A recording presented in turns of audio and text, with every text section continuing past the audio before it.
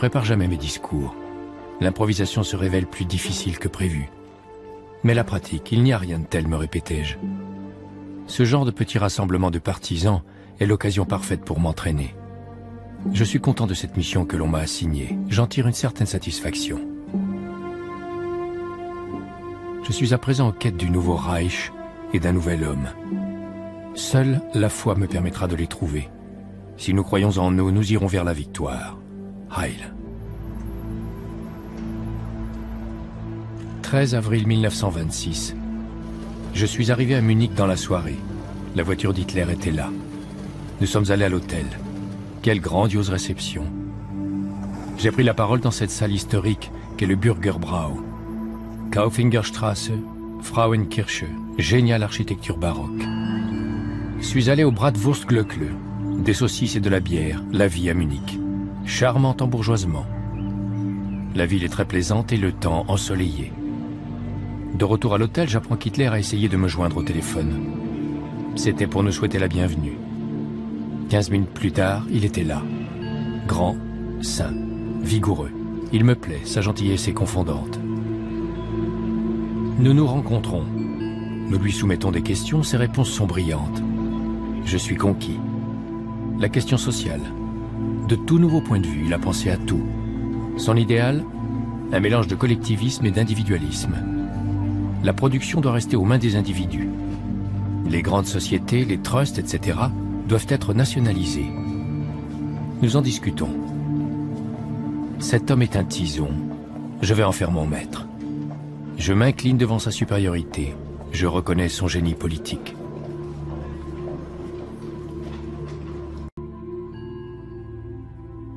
« 16 juin 1926. Hitler est toujours ce cher camarade. Comment ne pas l'aimer? Son esprit est prodigieux. Homme de discours, il a construit une merveilleuse harmonie de gestes, d'expression du visage et d'élocution. C'est un motivateur né. Avec lui, nous conquérerons le monde. Donnons-lui le pouvoir, et il ébranlera jusqu'à ses fondations cette république corrompue.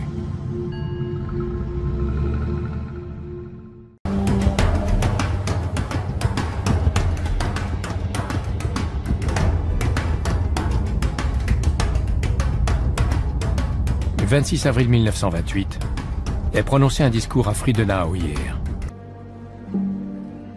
17 mai 1928. Je traverse le pays avec un détachement de la section d'assaut. Le temps est radieux en ce jour d'ascension. Nous partons du pont de Pischelsdorfer, puis traversons Spandau, Neuendorf, Tegel. Tout se déroule à merveille. Puis nous prenons la rue Müllerstrasse et entrons dans Wedding. Quelle parade! Les rues étaient remplies de communistes qui nous sifflaient et huaient. Nos hommes n'ont pas bronché. Les voilà les vrais héros. Pas un pas de travers, restant stoïques. Grâce à eux, nous pourrons conquérir le monde.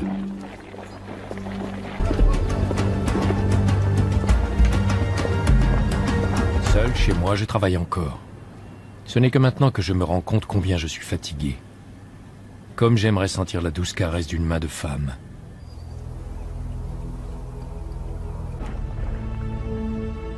« 26 octobre 1928.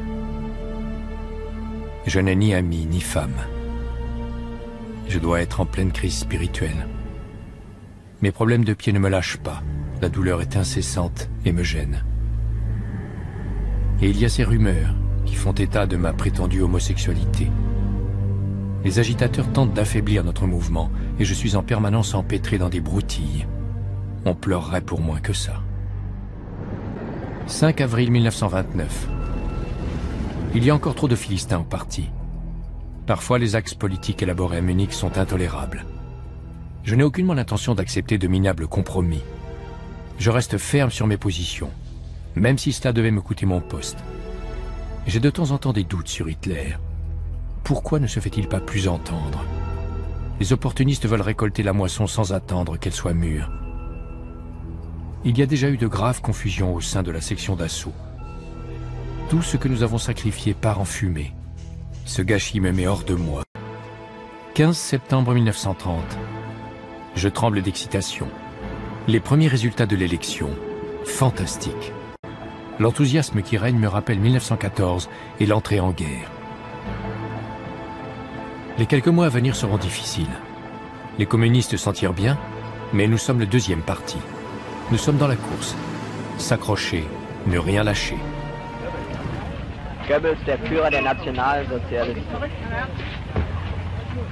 Herr Dr. Goebbels, ein paar Worte zum Mikrofon, bitte. Hier. Ja, wo muss ich denn reinreden? Hier, bitte. Herr Doktor.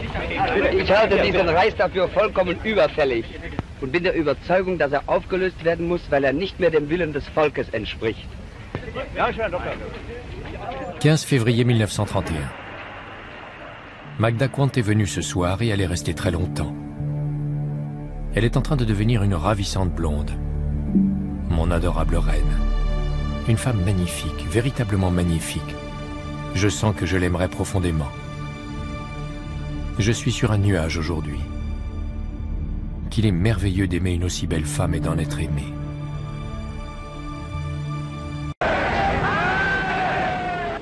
« 21 février 1931. Göring est morphinomane. Le patron veut le mettre face à son addiction. Son comportement est incohérent. Par moments, il se croit chancelier, puis plus tard, ministre de la Défense. Nous avons un cas classique de mégalomanie. Il doit être soigné et vite. Pour l'instant, il est surtout ridicule.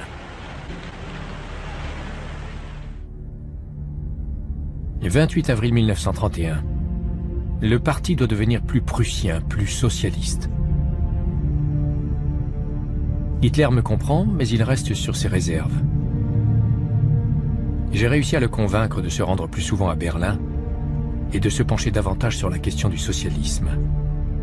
Il me fait confiance et a condamné les propos diffamatoires qui circulent à mon encontre dans le parti. Berlin est à vous, et c'est ainsi qu'il doit en être, a-t-il dit. Je l'espère bien.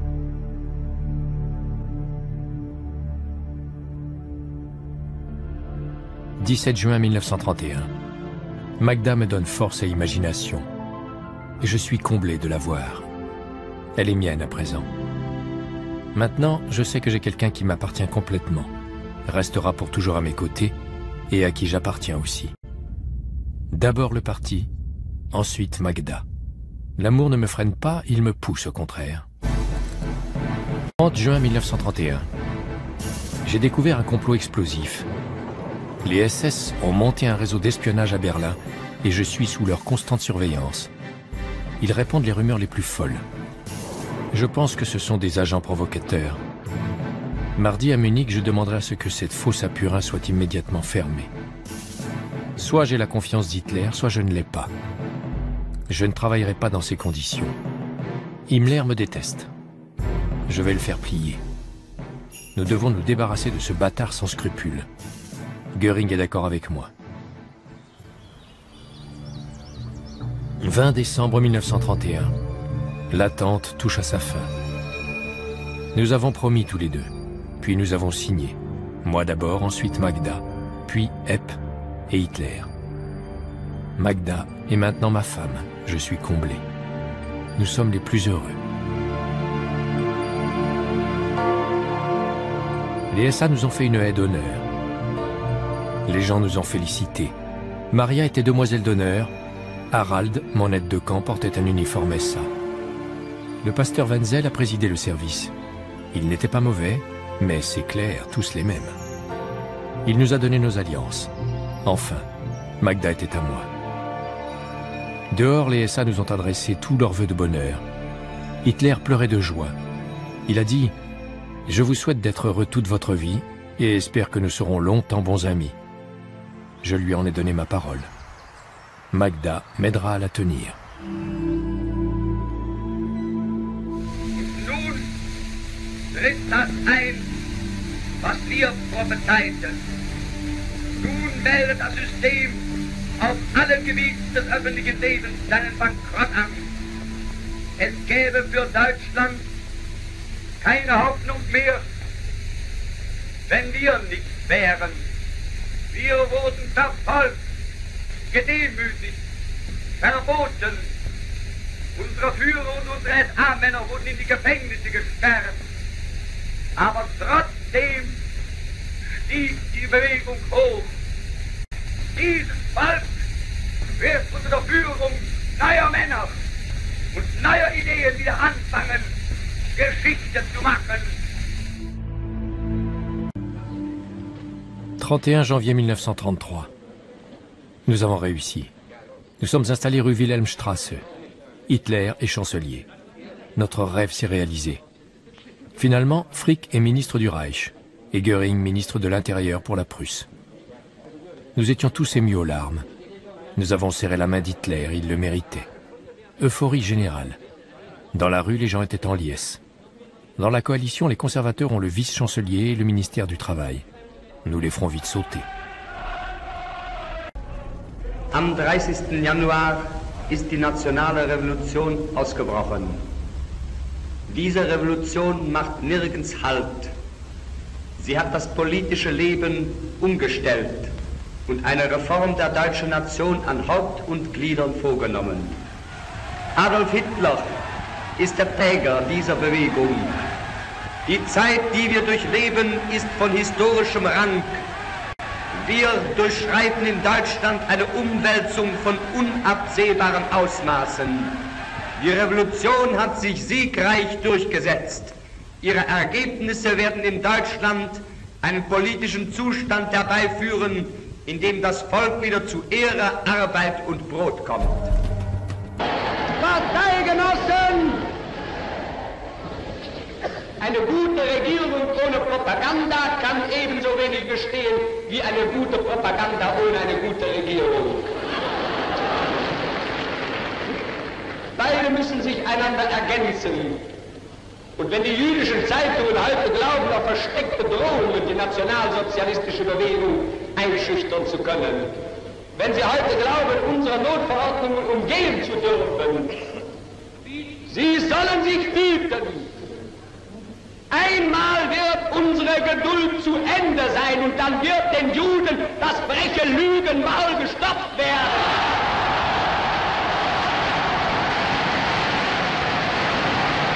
Unser Führer, der Reichskanzler Adolf Hitler, hat das Wort.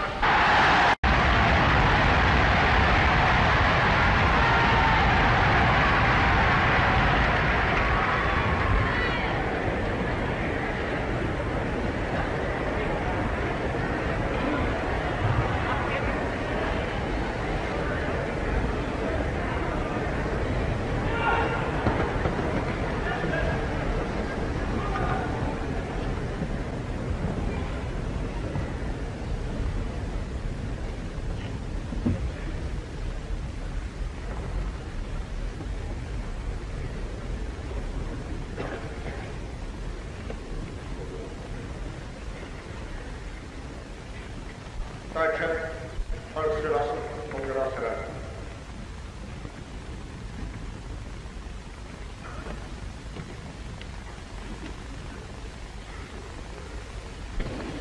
Am 30. Januar dieses Jahres wurde die neue Regierung der nationalen Konzentration gebildet. 10 février 1933. Le discours du Führer était fantastique. Ce dernier n'a pas mâché ses mots contre les communistes. Il s'est lentement acheminé à la fin vers un pathos d'une incroyable sincérité. Et son dernier mot a été « Amen ». Cette conclusion semblait si naturelle qu'elle a captivé et profondément ému le public. Il y avait tant de puissance et de foi, tant d'innovation et de courage, tant de force et de stature dans ce discours qu'il dépassait et de loin tous les autres discours.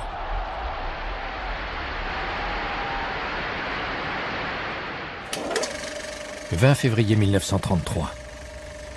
J'ai visionné le film du discours du Führer au Palais des Sports. Le montage était excellent. Il deviendra bientôt un outil indispensable à notre propagande. Ce film sera projeté là où le Führer ne pourra se rendre en personne. Son impact est principalement dû à la cohérence et à l'harmonie qui règne entre les mots, les expressions de son visage et ses gestes. Les meetings sont à présent un vrai plaisir. Notre nouveau sujet nous galvanise, nous avons l'enthousiasme, l'énergie et le dévouement absolu nécessaires à notre cause et nos publics nous répondent avec passion. Nous parlons avec notre cœur, sans craindre désormais de heurter les sentiments de nos ennemis. Pour l'élection, nous sommes en train de rassembler de grandes sommes d'argent qui mettront fin à tous nos ennuis financiers. 21 février 1933. Notre propagande est considérée comme exemplaire non seulement par la presse allemande, mais également par la presse internationale.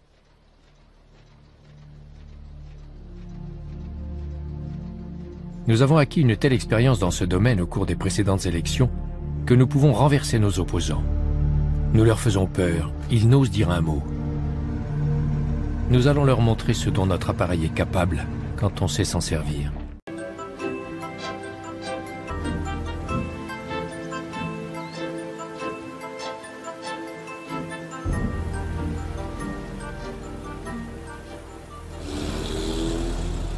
Banquier, je travaille à la bourse, l'industrie et le marché.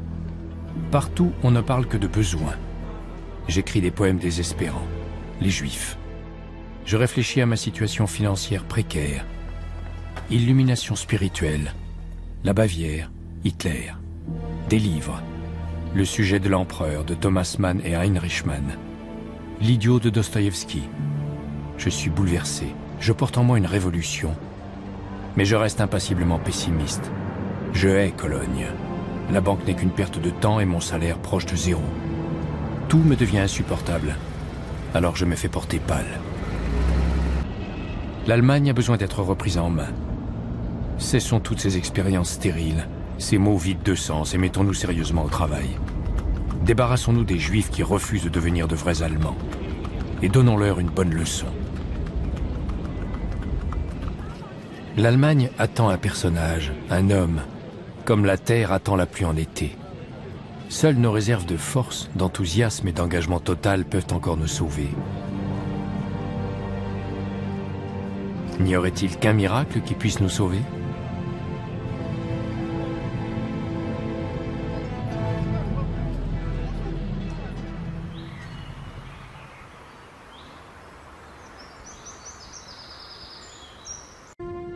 Pourquoi s'acharner à lire ces journaux minables?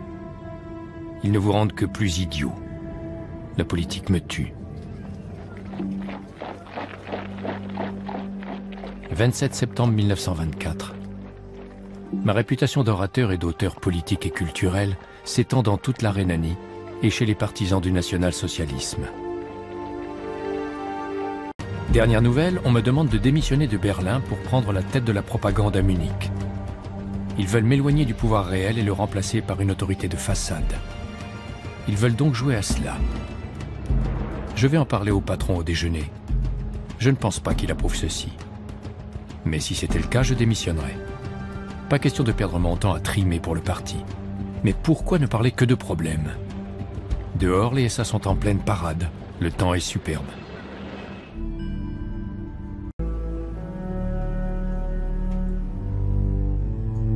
« 8 mars 1933.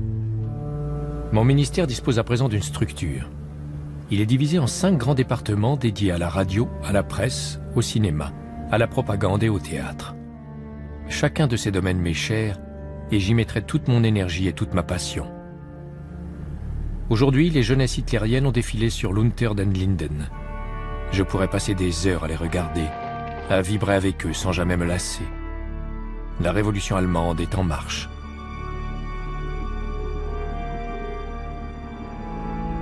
Des drapeaux frappés de la croix gammée flottent au fronton de chaque bâtiment public. Parfois, quelques fonctionnaires tentent de se rebeller, mais quelques menaces suffisent pour leur faire courber l'échine. «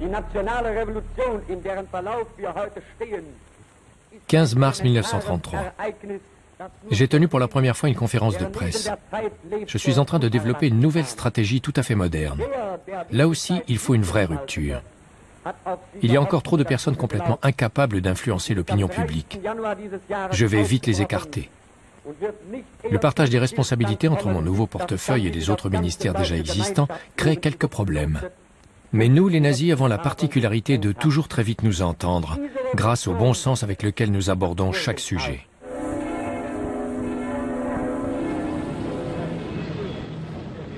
« 27 mars 1933. J'ai dicté un article incendiaire sur les Juifs et leur misérable campagne diffamatoire. C'est la seule chose à faire.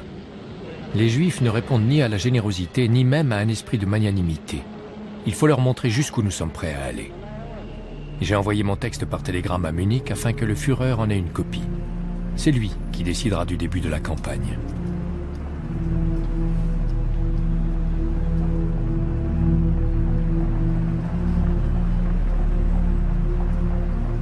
« 31 mars 1933.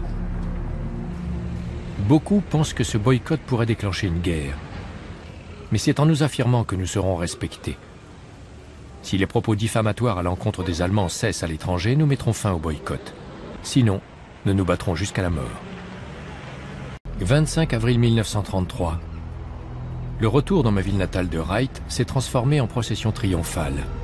Si j'ai accepté d'être honoré, ce n'était que pour ma mère, elle qui avait été calomniée, victime de racontars, méprisée et persécutée dans cette petite ville de province et qui en a tant souffert. Nous savons bien comment sont ces communautés de petits bourgeois. Je veux maintenant leur faire payer ces années de douleur et de torture morale en leur imposant ce triomphe. Voilà pourquoi je suis rentré. Pour lui montrer que ces années de souffrance n'ont pas été vaines. Im rheinischen Volk habe ich meine Wurzeln. Sein Witz, sein Temperament, seine leichte Beweglichkeit sind die Leitsterne meines Lebens gewesen.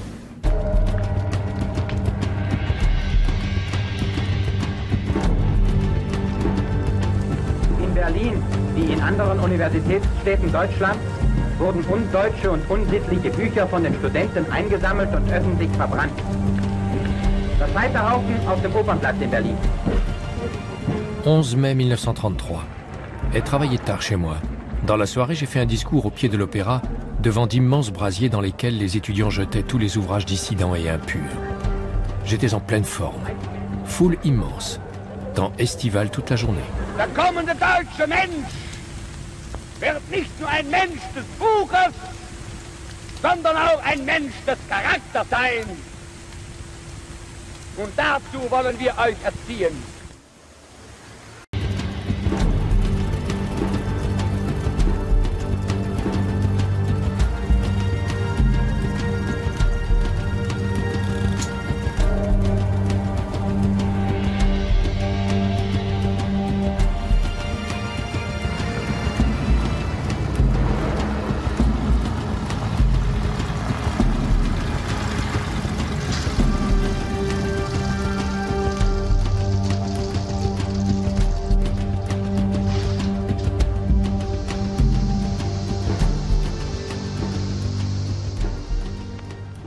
Also Sie schneiden das Bobrennen. Gut. Und Sie das Skispringen. Jawohl.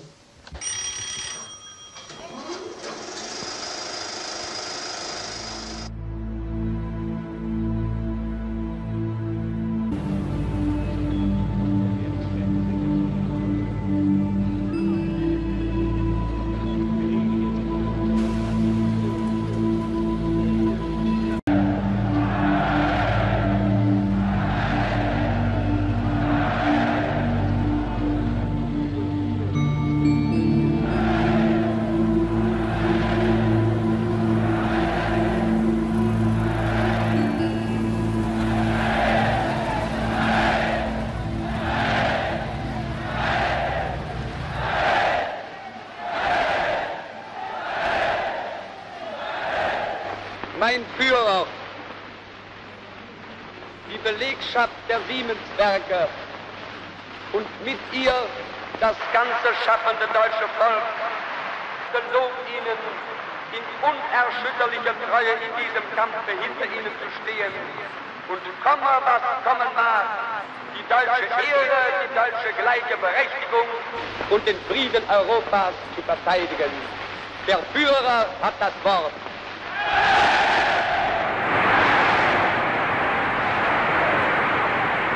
Nicht die intellektuellen Schichten haben mir den Mut gegeben, dieses gigantische Werk zu beginnen. Sondern das kann ich sagen, den Mut habe ich nur gefasst, weil ich zwei Schichten kannte, den Bauer und den deutschen Arbeiter. Die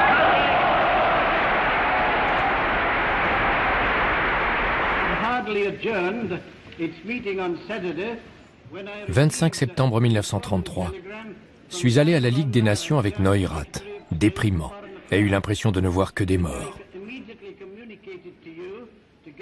Paul Boncourt, un frimeur sans saveur, français et homme de lettres, la moitié d'un homme. L'Autrichien Dollfuss, un nain, un minet, une fripouille. À part cela, rien d'inhabituel. Ils m'ont inspecté et scruté. Comme nous, Allemands, leur sommes immensément supérieurs. Cette rencontre manquait de style et de dignité. L'on comprend que les démocrates se soient autrefois sentis si bien ici. Mais ce n'est pas notre tasse de thé. La presse était très excitée à mon sujet. On m'a interviewé. Ich bin der festen Überzeugung, der Frieden in Europa muss erhalten bleiben. Ich bin weiterhin der festen Überzeugung, käme ein Krieg, er wäre das größte Unglück für die Welt. What does the new Germany think of economic developments in the States? Wir betrachten die wirtschaftliche Entwicklung in Amerika mit dem allergrößten positiven Interesse. Dr. Goebbels says that here we are in fact concerned with the greatest economic and social problem which the world has ever had to solve, namely to reinstate in the process of production the millions of people who have lost their jobs in factories and shops and offices.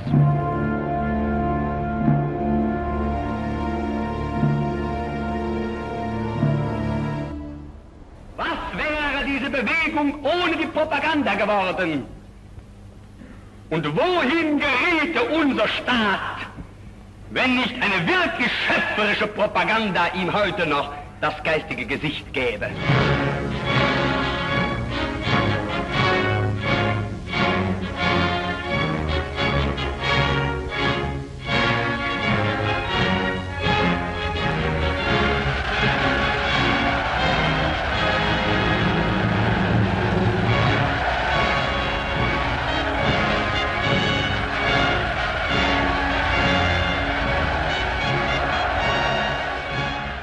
22 mars 1936. Je suis arrivé tôt au cabinet. Appel à la nation. Et fait un discours de motivation à la presse.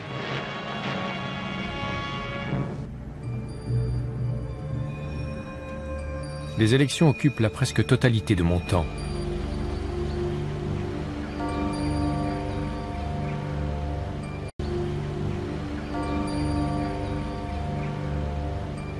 Je suis allé à Wannsee avec Magda pour y visiter une maison d'été. Nous aimerions tant pouvoir la louer ou l'acheter. Elle se trouve sur l'île de Schwanenwerder et possède une vue imprenable sur le lac. Nous verrons bien.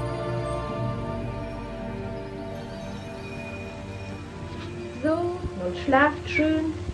Wir gratulieren dir, lieber Papa. So. Und das freut einen, dass so viele mit dem goldenen Parteiabzeichen dabei sind. Und die Landarbeiter, ja. Wie viele Kinder haben Sie? 12. Da muss ich mich ja genieren. 19 mai 1936. Sommes allés sur l'île de Schwanenwerder. Le temps était radieux, Magda était gentille et aimable. Longue promenade en bateau. Mon employé Egert craint que le pouvoir militaire n'absorbe nos efforts en cas de guerre. Un général à la tête de la propagande, quelle idée grotesque. Je me battrai contre. La propagande doit rester aux mains de ceux qui la comprennent. Und die Massen im Stadion stehen auf den Stühlen und sehen den Endspurt von Max Schmeling. Max, weiter, weiter, kein Pardon. Weiter! Au 12e round, Schmeling met KO le nègre. Un combat haletant, passionnant. Schmeling s'est battu pour l'Allemagne et a vaincu. L'homme blanc a dominé l'homme noir, et l'homme blanc était allemand. Je ne me suis couché qu'à 5 heures du matin. Les femmes sont toutes les mêmes, mais avec moi cela ne prend plus. Elle a intérêt à se mettre au travail et à s'organiser. Der Deutsche Filmpreis 1937-38 wurde Frau Leni Riefenstahl für ihr Filmwerk Olympia, Fest der Völker, Fest der Schönheit zuerkannt. Mit einem Fleiß ohnegleichen, mit vorbildlicher Genauigkeit, mit größtem technischem und künstlerischem Können wurde hier eine Leistung vollbracht, die nicht nur bei uns, sondern auch in der Presse des Auslandes die größte Bewunderung fand. 6 novembre 1936. Je me suis rendu au lac de Bogensee. Ici, tout est si calme et tranquille. C'est l'endroit idéal pour travailler et réfléchir. Les couleurs de l'automne sont superbes. J'ai passé l'après-midi à lire. Le meurtre de Davos, d'Émile Ludwig. Un effort répugnant tout à fait juif. De quoi rendre antisémites tous ceux qui ne le seraient pas encore. Il faut absolument éradiquer cette peste juive, complètement, jusqu'à la racine. Et bavardé, lu, écrit, me suis couché tôt, comme j'aime dormir dans cette forêt. 12 décembre 1936. Et remis les rédacteurs en chef dissidents à leur place. Et remis les points sur les i. Et leur ai donné d'innombrables exemples de leur irresponsabilité. C'en est fini d'eux. À partir de maintenant, je leur imposerai des pénalités. J'attends d'eux de l'ordre et de l'obéissance. Je ne tolérerai plus aucun écart. 3 décembre 1937. Ai fait un show à Schwanenwerder en fin d'après-midi. Magda était un peu malade. Elle était si gentille et patiente. Les enfants étaient adorables. Je les aime tous beaucoup. Nous avons bavardé, joué, fait des bêtises. Quel plaisir.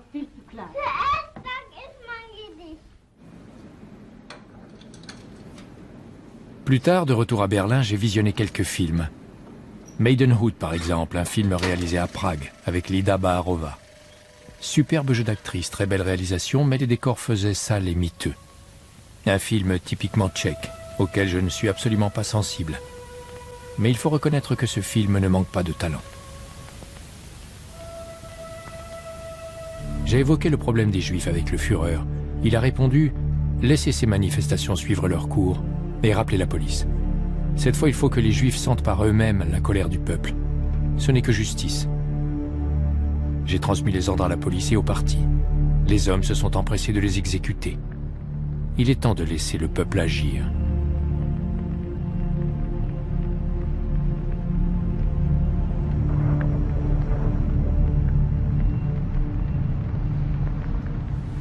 Question, quand allons-nous frapper?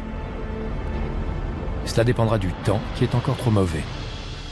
Nous devons attaquer l'Angleterre et une fois que nous serons lancés, il faudra aller jusqu'au bout. Nous ne pouvons plus nous permettre d'avoir du retard. Il nous faudra de la patience. 5 juillet 1940. Faudra-t-il attendre encore longtemps avant que tout ne commence pour de bon? J'ai de plus en plus de mal à retenir la presse. Et les gens aussi d'ailleurs. Il leur tarde de se battre contre l'Angleterre. 19 octobre 1940. Je suis allé à Paris avec Göring. Quelle ville merveilleuse. Qu'il est bon de retrouver l'atmosphère d'une grande ville sans guerre. J'ai ensuite acheté quelques babioles. Le soir, nous sommes allés au Casino de Paris, un théâtre de variété. Ceux de Berlin sont meilleurs, mais il y avait beaucoup de belles femmes qui exhibaient leur corps. Jamais ce genre de spectacle ne passerait à Berlin. Avant dîner chez Maxim's, j'apprécie la compagnie de Göring qui est très sympathique. Their Majesties continue to share with their people the perils of the London air raids. They have spent many hours inspecting the damage and personally seeing that everything possible is being done for the homeless and distressed. They toured, among many other places, the famous Madame Tussauds, an early casualty. And here are some of the victims rescued after the bombing. If only they were real.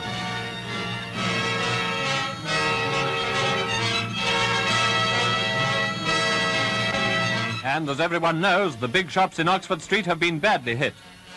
The bombing of places like this may seem terrible. It is in fact shocking. But it certainly won't win the war for Hitler. 23 octobre 1940. Churchill a publié un appel au peuple de France.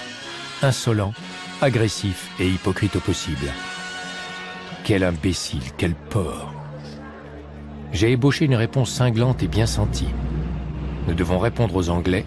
Une absence de réaction les conforterait dans leur supériorité.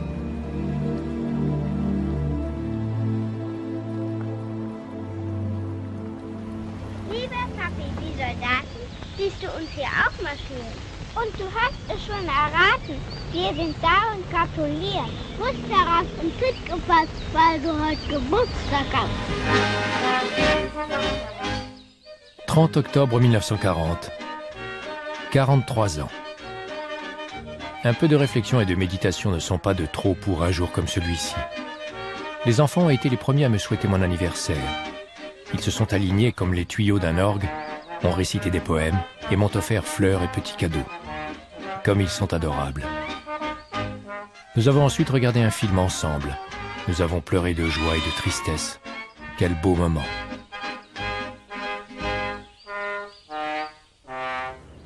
« 2 avril 1941. Ce soir, première du président Kruger, donnée à la maison en présence de nombreux invités.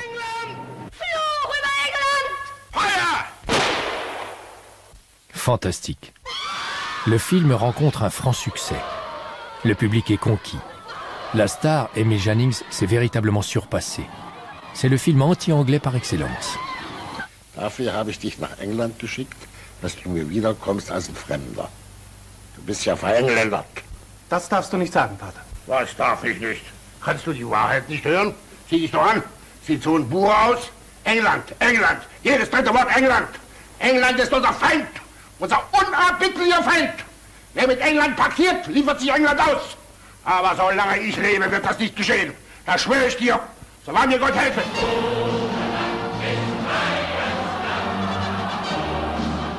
« 6 avril 1941. On ne tarit pas d'éloges sur le président Kruger. Les critiques ont été excellentes. Seuls quelques bureaucrates coincés du ministère des Affaires étrangères font exception. À part eux, tout le monde est enthousiaste. Reichsminister Dr. Goebbels empfing Staatsschauspieler Emil Jannings, ihm seine besondere Anerkennung für den neuen Tovis-Großfilm Ohm Krüger zum Ausdruck zu bringen. Bei dieser Gelegenheit überreichte der Reichsminister Emil Jannings als erstem deutschen Filmkünstler den neu gestifteten Ehrenring des deutschen Films, der in Zukunft für besonders große Verdienste auf dem Gebiet der deutschen Filmkunst verliehen wird. 13 mai 1941. Ce soir, une très mauvaise nouvelle.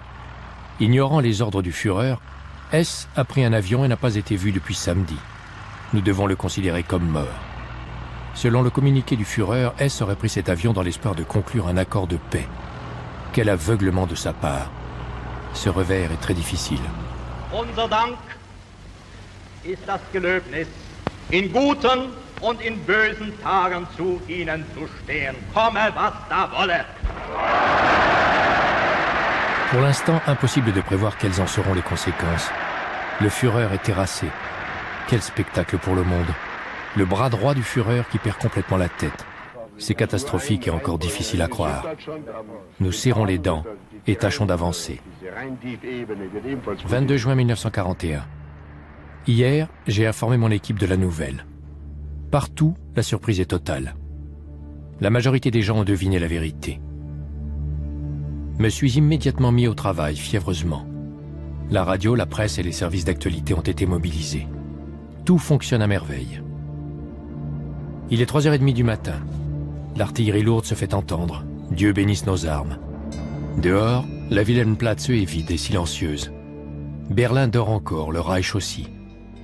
Nous sommes en train de vivre un moment historique dont naîtra un nouveau Reich. L'accouchement est peut-être douloureux, mais déjà, le Reich s'avance vers la lumière. Une nouvelle fanfare résonne. Puissante, tonitruante, majestueuse. J'ai lu la proclamation du Führer au peuple allemand. Elle a été retransmise sur toutes les radios. Pour moi aussi, ce fut un immense moment. Je me suis enfin débarrassé du fardeau qui pesait sur moi depuis des mois. Je me sens soulagé.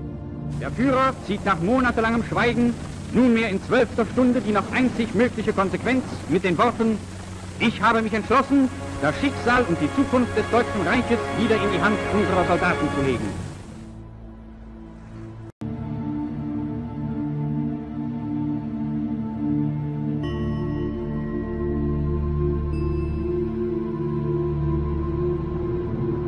« 20 août 1941. Le Führer m'a dit que je pourrais faire déporter les Juifs de Berlin dès que le front de l'Est sera fini.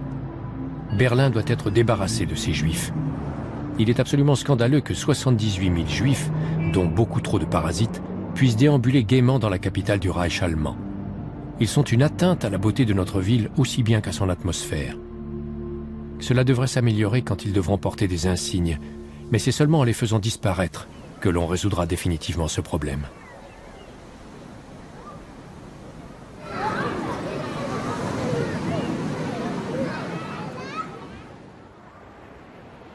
« 1er septembre 1941.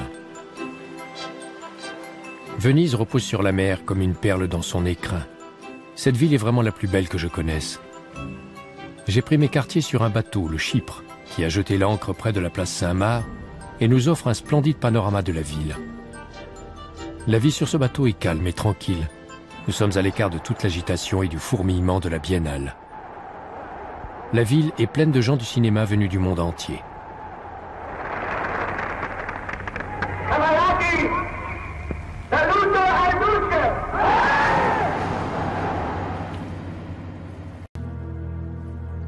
Déjeuner dans un superbe palais, non loin du Grand Canal.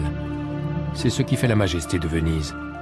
Si seulement on pouvait déplacer ne serait-ce qu'un seul de ces palais dans notre capitale de béton.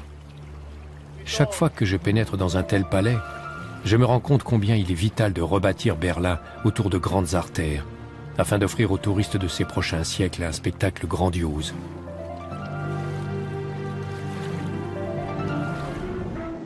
« 7 septembre 1941. J'ai visionné le film de la rencontre entre Roosevelt et Churchill dans l'Atlantique. Il est extrêmement mal réalisé, confine à l'amateurisme et ne mérite en aucune façon notre attention. C'est donc ce genre de camelote que les Anglais appellent propagande. Comme nous sommes supérieurs à nos ennemis dans ce domaine. Ils en font des tonnes, mais c'est beaucoup de bruit pour rien. «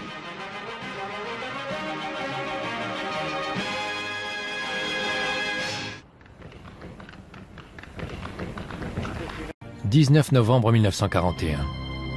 J'ai lu le livre de Churchill, « Du sang, de la sueur et des larmes ». Une compilation de ses discours de ces 2 dernières années. Il fait preuve d'une intelligence polémique et sa plume est exceptionnelle. Il n'a pas de style précis, même si le cynisme de ses arguments détonne vis-à-vis de notre manière de penser. Il est certain que Churchill est un adversaire qui mérite le respect. Chamberlain était beaucoup plus bête que lui. «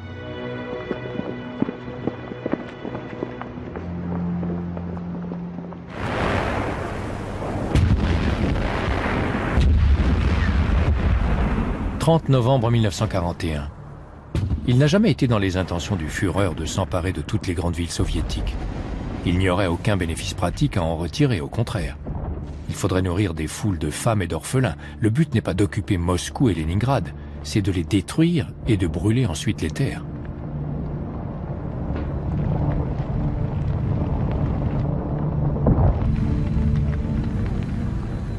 Le prestige est la moindre des préoccupations du Führer, et je trouve cela admirable. Il ne compte pas non plus conquérir Moscou et y faire parader nos hommes.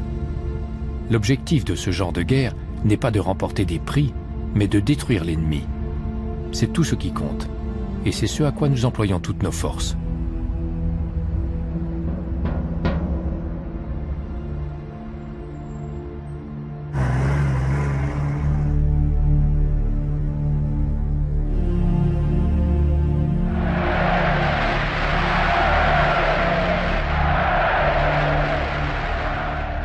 « 15 février 1943. En fin d'après-midi, j'ai commencé à dicter le discours que je prononcerai au Palais des Sports. Je l'ai fini et corrigé dans la soirée. Je pense qu'il sera très efficace. Ce devrait être ma performance d'orateur la plus aboutie. De tels discours sont nécessaires pour le moral. Le peuple allemand a besoin d'entendre des encouragements. Si seulement je pouvais me multiplier en 1 million de moi-même, je pourrais faire 1 million de fois plus de choses qu'aujourd'hui.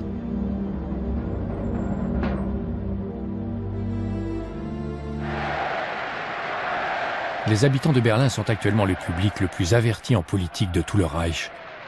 Étaient présents la presque totalité du cabinet, un grand nombre de directeurs et de Gauleiters régionaux, et quasiment tous les secrétaires d'État. Tout cela formait l'échantillon le plus représentatif de la population allemande. Das deutsche Volk wehrt sich gegen die totalen Kriegsmaßnahmen der Regierung. Es will nicht den totalen Krieg, sagen die Engländer, sondern die Kapitulation. Wollt ihr den totalen Krieg?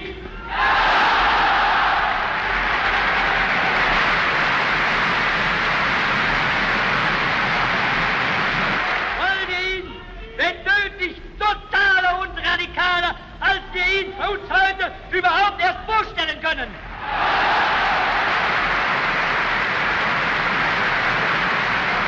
Ich frage euch, seid ihr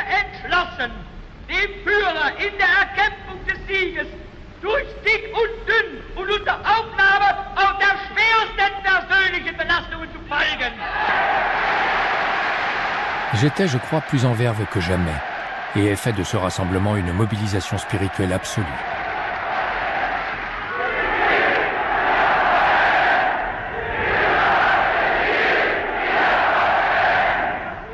Le rassemblement s'est fini en un véritable chaos.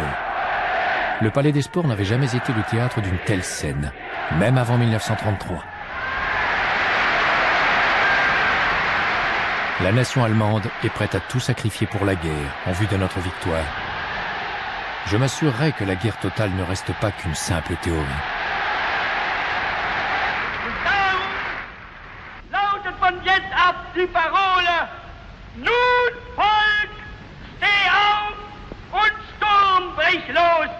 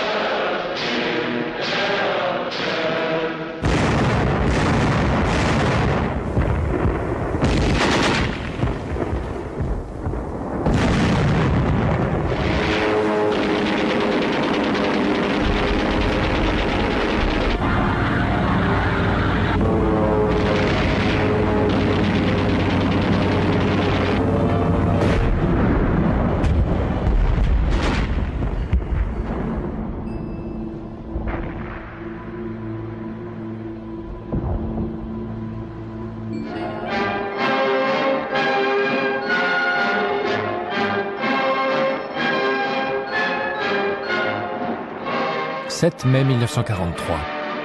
Je viens de discuter de notre prochain grand projet, Kolberg. Dans ce film, nous dresserons le portrait d'un homme plein de courage et d'une communauté déterminée à résister, bien que leur situation semble désespérée. Ce film sera une importante leçon, surtout dans les régions qui subissent des attaques. Il est basé sur des faits réels. Les Prussiens ne tirent pas, mais où reste donc l'artillerie de Gneisenau? Le réalisateur, Harlan, qui au départ ne voulait pas faire ce film, est maintenant tout acquis à sa cause. Il m'a promis que la première serait pour Noël. Il est probable qu'alors nous en aurons plus que besoin. 24 novembre 1943. Je viens de faire un nouveau tour de la situation à Berlin. Elle ne peut pas être pire. Je ne comprends pas comment les Anglais ont pu faire tant de dégâts. Le ministère de la Propagande a été en grande partie épargné. La scène qui m'attendait à la Wilhelmplatz était celle d'une cruelle désolation. We know, of course, how unfortunate it is that Goebbels was ever born at all. 11 mars 1945. Ce qui me déçoit le plus, c'est le comportement des habitants de ma propre ville natale, Reit. Et les Américains s'en donnent à cœur joie. Un certain Herr Vogelsang, que j'ai toujours considéré comme le plus philistin des philistins du Parti national-socialiste, a offert aux autorités de l'occupation américaine ses services en tant que maire. Je vais lui montrer de quel bois je me chauffe. À la première occasion qui se présentera, je veillerai à ce qu'il soit liquidé. Je vais confier cette tâche aux membres du parti à Berlin qui savent faire ce genre de choses. Les Américains, sans grande surprise, ont lancé un journal allemand soi-disant libre, à Reit, une des premières villes occupées. Mais je trouve qu'il crie victoire un peu trop vite. Je trouverai le moyen de rétablir l'ordre, à Reit au moins.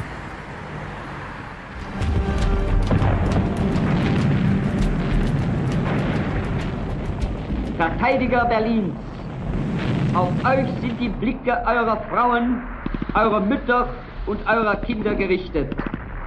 Sie haben euch ihr Leben, ihr Glück, ihre Gesundheit und ihre Zukunft anvertraut. Ihr kennt jetzt eure Aufgabe und ich weiß, ihr werdet sie vorbildlich erfüllen. Die Stunde eurer Bewährung ist da. Ich bleibe mit meinen Mitarbeitern selbstverständlich in Berlin. Auch meine Frau und meine Kinder sind hier und bleiben hier. Mit allen Mitteln werde ich die Verteidigung der Reichshauptstadt aktivieren. Mein Denken und Handeln gilt eurem Wohl und der Abwehr unseres gemeinsamen Feindes. An den Mauern unserer Stadt wird und muss der Mongolensturm gebrochen werden. Unser Kampf wird das Fanal sein für den entschlossensten Kampf der ganzen Nation.